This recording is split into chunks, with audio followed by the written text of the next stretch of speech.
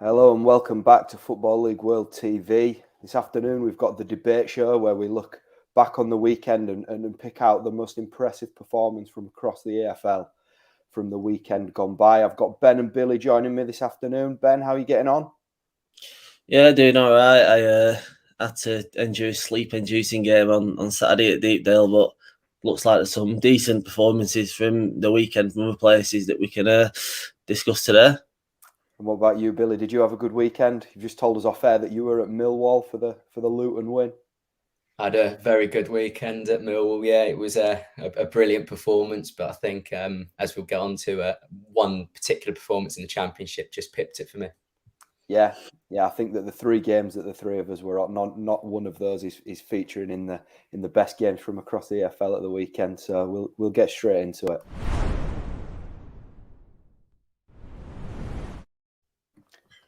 So Billy, we're gonna start with you. Your pick of the performances from across the AFL over the weekend was Swansea's thumping of Cardiff in the South Wales derby yesterday. Score was obviously 3-0 to Russell Martin's side. Jamie Patterson really starred with a goal and 2 assists. Pirro and Bidwell also on the score sheet for the Swans. You know, first things first. What impressed you most then about Swansea's performance?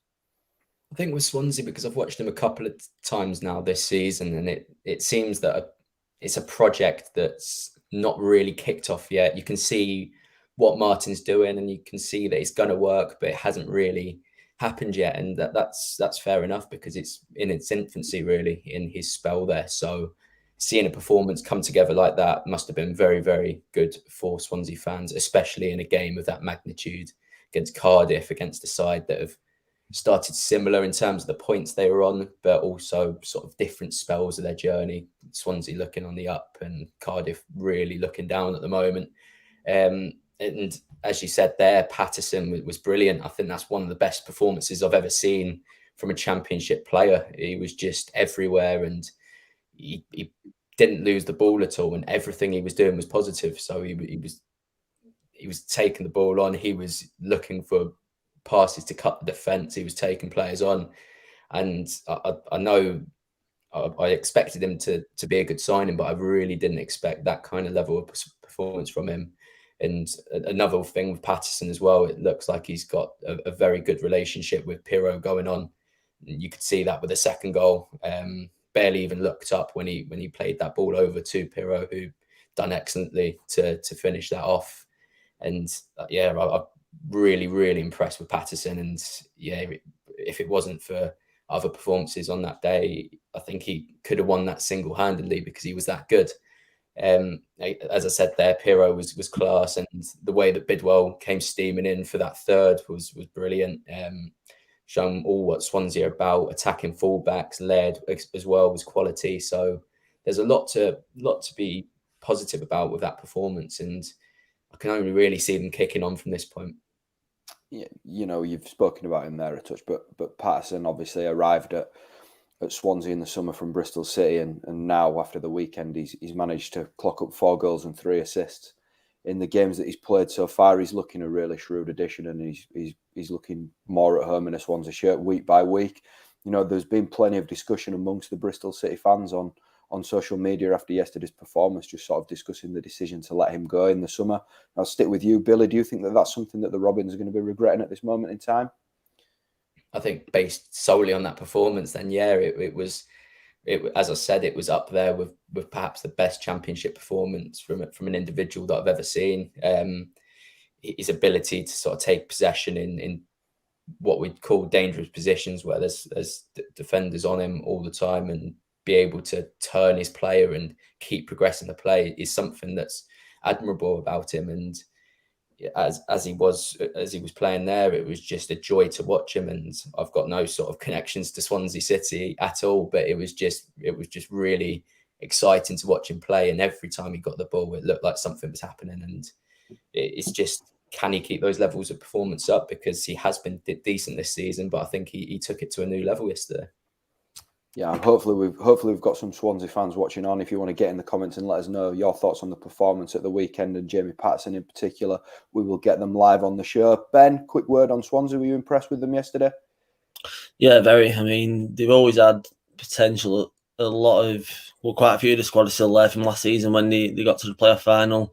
They've added a few little bits now, like Livy and the Cham, obviously Patterson and Pirro as well, who's started very well considering he only cost it 1 million. It already looks like a bit of a bargain. I think quite a lot of people predicted on the forum that Cardiff was showing that Swansea, this would be their best chance to, get a comfortable win for the first time this season, and it proved to be the case. Obviously, like we said, Patterson was the star of the show. Everything just ran through him. And they're definitely looking like a team that have now settled into Russell Martin's way of playing. Earlier in the season, they didn't really look like they were. Sometimes they didn't really know what they were doing. It didn't really click for them, but now it does seem to be clicking. That this result could be the catalyst for them to kick on and make a run at that top half and perhaps the playoffs. Yeah, so obviously Swansea really impressive yesterday. They're Billy's pick for the performance of the weekend in the EFL. I feel it's maybe appropriate to just discuss Cardiff. Briefly, I'll stick with you, Ben. Mick McCarthy's hanging in there. I think it's 6 defeats on the trot now. Are you surprised? Yeah, I'm surprised that there wasn't a sacking this morning. I think when Neil Harris left in January, I think that was 6 defeats in a row. So they're not afraid of making the change, the Cardiff board, and I am surprised after this result. There's a lot of fans gunning for McCarthy's head. I'm not surprised really with the performances that have been going on. I think they played 5 centre backs as well yesterday. I don't know if injuries played a part in that, but you'd expect him to keep the goals, at least 3 goals out with those players on the pitch. So it's worrying for Cardiff the way they're playing at the minute. And yeah, I'm very shocked that McCarthy for now is still in the job. Yeah, and I think we've got George Harvey in the comments here. McCarthy has to go. Pretty blunt, that. So obviously for Cardiff now, next up, it's not getting any easier. They've got Fulham in the midweek fixtures. Billy, can you make a case for them turning it around? Not at all. I think we'll go on to speak about Fulham in a bit, but to beat QPR that convincingly, you have to be a very, very good side, and that's what Fulham are. They carve out chances for fun, really, and I think they'll have a very, very good evening against the Cardiff side, who, despite having 5 centre-backs, could barely defend anything. Yep, I think that's a nice way to conclude there, Billy. Next up, we're going to look at Ben's EFL performance of the weekend.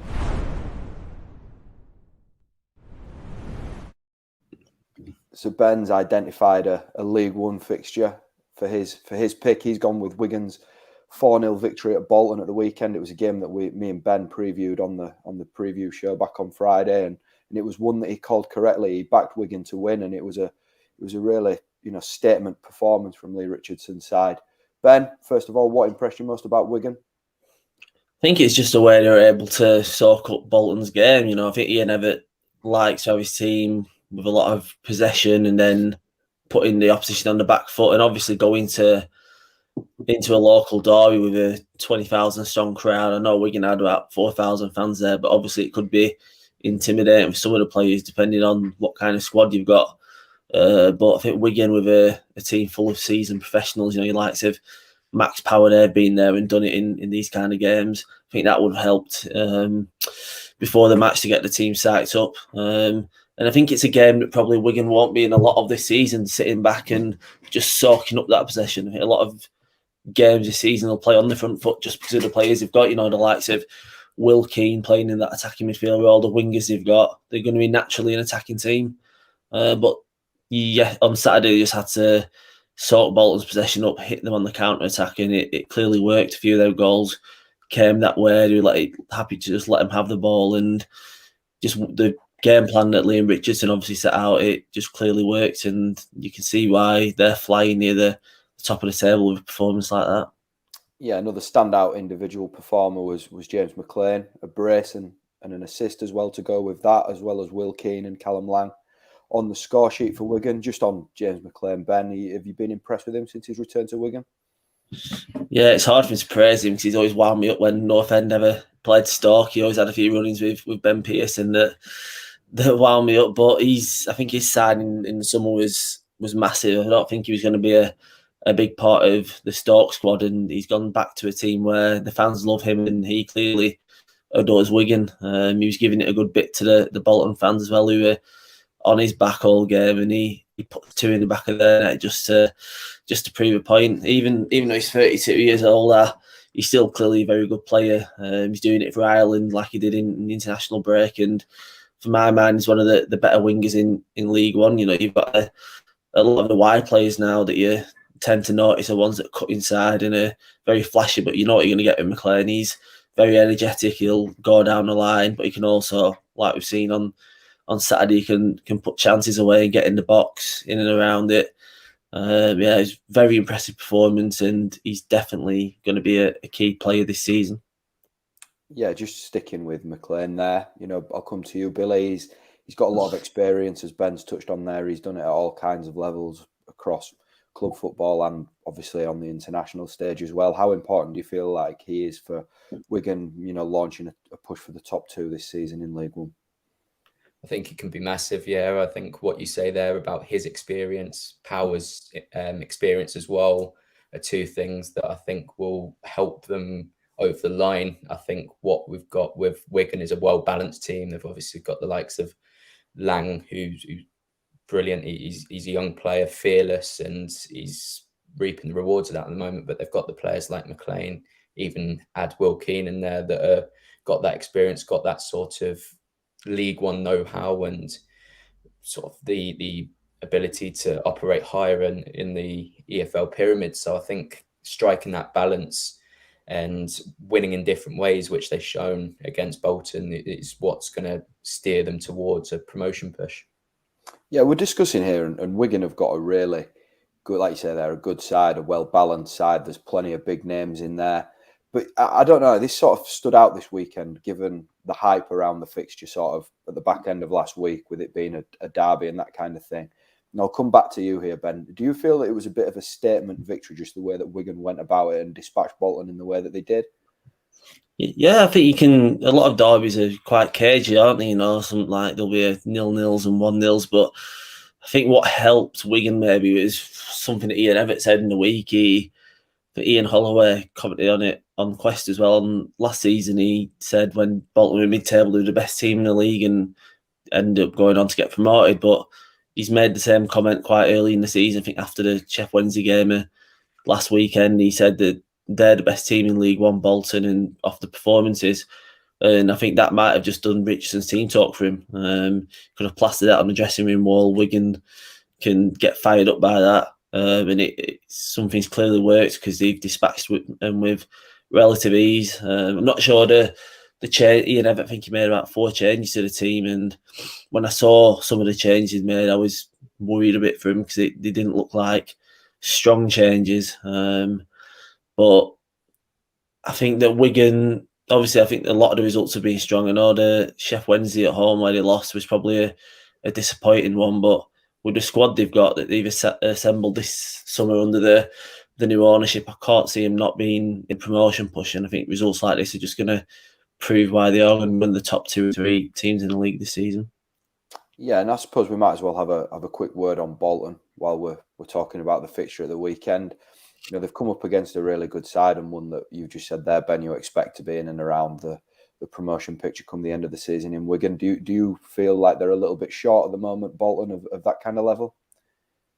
Yeah, they're probably short of a little bit of depth. I mean, they've had some impressive results on the road this season, especially, you know, beating Ipswich and Charlton quite convincingly, but then results like this kind of, you know, puts them back in the place. They just need to build steadily. I know they got back from League Two at the first time of asking, but I don't think they can expect to be kind of in a promotion race this season. I think they need to just consolidate this season, a bit like what Plymouth did last season. They consolidated, and now they're flying at the top end of the league.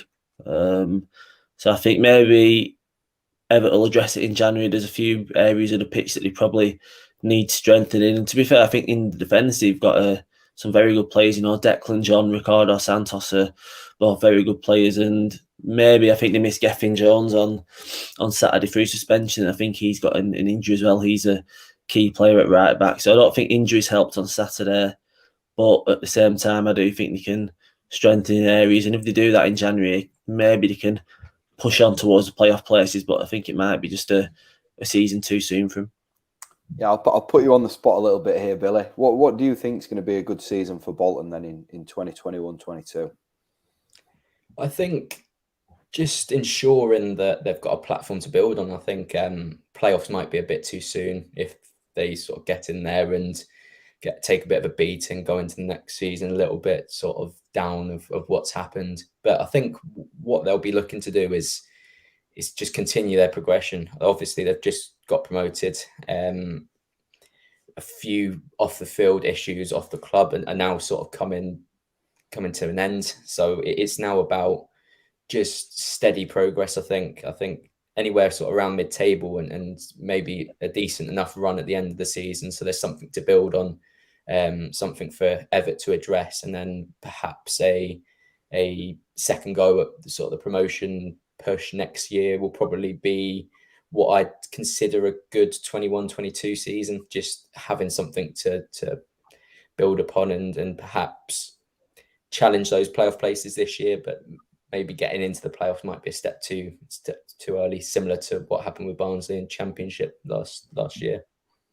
Right then, so that concludes Billy and Ben's picks for the best performance of the weekend in the EFL. Billy's obviously there with his Swansea City call, and Ben's with the Wigan win at Bolton. I'm sure we've got some viewers from other clubs that want to have their say and let us know what their thoughts are on the picks there and whether their side should be involved. Also, please do get in the comments. And next up, we're just going to run through a couple of other impressive results from across the EFL.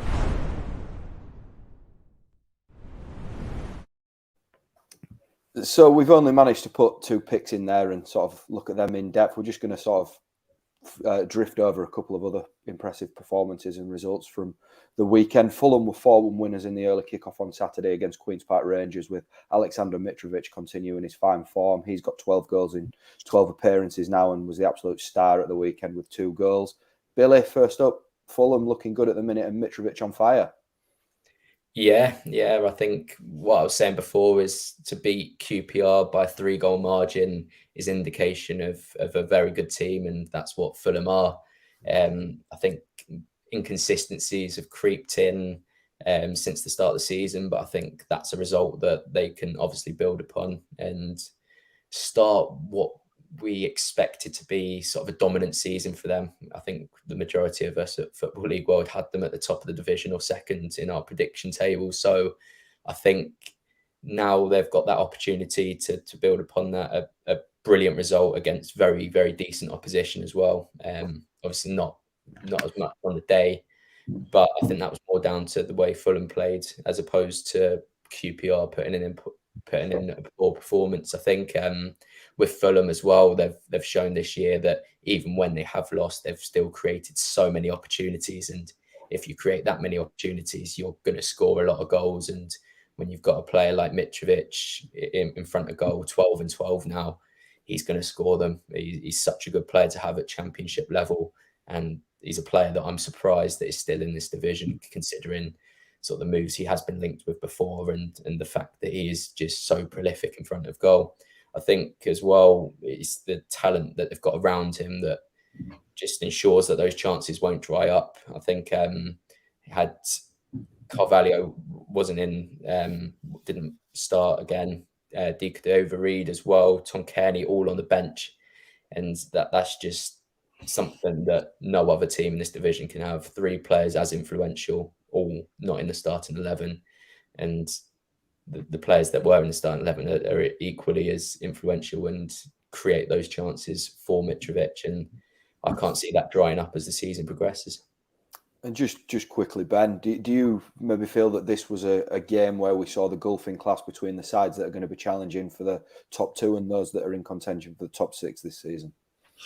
Yeah, I think so. Even though I think that one of the teams up there in West Brom have not really been performing as well as you might expect them to. I think Fulham definitely produced a performance on Saturday that is more expected of them than the one that they had against Coventry, when they collapsed in the second half. And like Billy said, when you've got Mitrovic in the team, I think that you can be guaranteed a few goals. I know he's had a few off days. I think Bristol City missed about 3 chances, hit the woodwork a few times. But when it all clicks, I think that Fulham are probably the most dangerous team in the division, even more so than Bournemouth, who haven't lost yet. they definitely needed this win to make a statement after that Coventry win, and I think they just proved that the class they do have, they just need to be a bit more consistent now, just to stay up there. Obviously, they were sixth going into the game, and now they're back up there at near the top of the table. So yeah, I just think that more performances needed like this in the long run. They had a poor September, and now they just need to capitalise on this win and move forward. Yep. So elsewhere on Saturday, Luton were 2-0 winners at Millwall. Billy, this was a game that you really wanted to discuss until Swansea stole the show on Sunday. Harry Cornick with a brace. Good day out, was it? Brilliant day, yeah. I think there's the fact that we've always been quite poor in London makes a 2-0 win against a team that are as dominant at home as Millwall are that even better. And I think what happened was right from the very off, usually in games like that, we show sort of a side to us. We allow the opposition to sort of get on top of us, and they sort of play off the home crowd, and it usually goes down that route. But right from the off, we were competing, we were winning first balls, second balls, we were turning them round and had individual bits of quality to go on and win that match. Cornick's first goal was incredible finish, a goal that there'd been no chance of him scoring last season. That's purely down to confidence. He's taken it on early, found the top corner, and yeah, he's just sort of taken the game out of sight. And the second goal was equally as good. Jordan Clark as well, sort of the architect of it all, playing him through, and he finds the bottom corner. And sort of the game management from then was brilliant. Never really looked like conceding until Cal Naismith decided to punch the ball. Thought he was Seaman Sluga in goal. I don't know where that came from, but it happened. And then Jed Wallace from the penalty spot, and it was a collector's item really, because he somehow didn't score, and Sluga got a really good right arm to it. And I think that's what we're seeing. I think we're seeing little bits of individual quality in amongst a strong team performance, and that's why Luton at the moment are performing really well and getting really good results at places like Millwall that wouldn't have dreamed of winning games like that, say, a couple of years ago. And up in Yorkshire, around my end, Sheffield United have stunned Stoke with a comeback win late on at Bramall Lane. They were 2-1 winners at the weekend. David McGoldrick with a goal and an assist. Ben, impressed with McGoldrick over the weekend? Yeah, I mean, he's not been in and around the team a lot. I think he's been injured, but he's definitely shown he's still got it. I think the last time he was in the Championship a few years ago, he scored, I think, 15 goals. So he knows where the back of the net is at this level. And there's a lot of competition for places at Sheffield United up at the top end of the pitch. You've got Musa, who scored for the first time this season. You've got Sharp, Brewster and McBurney. So they need to make an impact if you want to get a run in that team. And they clearly did that with the late show they had. I think we all expected a close game in this one. And it's that international break bounce they had again. We mentioned it on Friday in the preview show that they battered Peterborough after the first international break. And whilst this wasn't a battering, this is probably a more impressive result considering the opposition in Stoke, who have been very solid this season. And that back line's not been breached a lot so far. So it was a very impressive win for Sheffield United, and one that you should be hoping you can capitalise on. Yeah, the other side of the Steel City had a little bit of a disappointing afternoon. They led 2-0 at Wimbledon and eventually drew 2-2. I'll stick with you, Ben. Darren Moore will be disappointed with this one, won't he? Yeah, and it's only a few weeks ago where they conceded a late goal against Oxford at home in the 90th minute to lose that game. And if they can't see out games like this, then they're not going to be in the automatic promotion hunt, unfortunately. We're obviously seeing some very inconsistent results in League One, like we always seem to do. The likes of Sunderland losing 4-0 a few weeks ago, Portsmouth winning that game and then losing against Rotherham this week. So a very strange league again, but I think coming up against a Wimbledon side who are very young and vibrant, they don't really have a lot to lose, and coming up against a Sheffield Wednesday team, very experienced team, it'd be easy to get over the road, but they clearly didn't. And they had a few injuries, Sheffield Wednesday, but it's still not a good habit to be, conceding late goals. And until Darren Moore sorts that out, then I can't see them being in a top 2 race for the next few months. And just briefly stepping down into League Two, Colchester United with a 1-0 win over Harrogate. A late Sylvester Jasper goal won that. I think it was at 88th minute. Billy, this is a bit of a turn up in League Two, given Harrogate's good form. Yeah, and a really impressive win for Colchester. It hasn't been the best of seasons, and that 3 points gives them a little bit of distance from the bottom 2. So in that respect, it's a vital win against the Harrogate side that we've been very, very impressed with this season.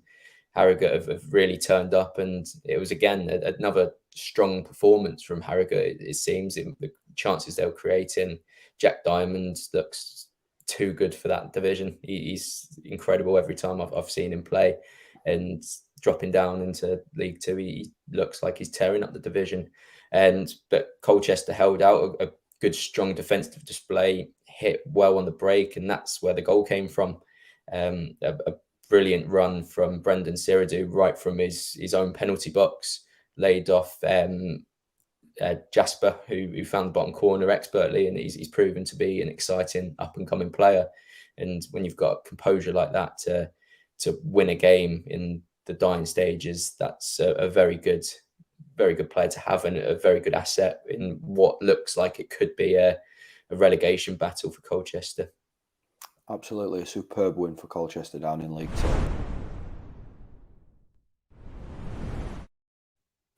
Right, so that concludes this week's debate show, or this Monday's debate show. Anyway, I'm not sure if we've got one coming up later in the week. Thanks to Ben and Billy for both joining me. I think that both your picks were fairly good choices there. I think Swansea were excellent at the weekend, as were Wigan.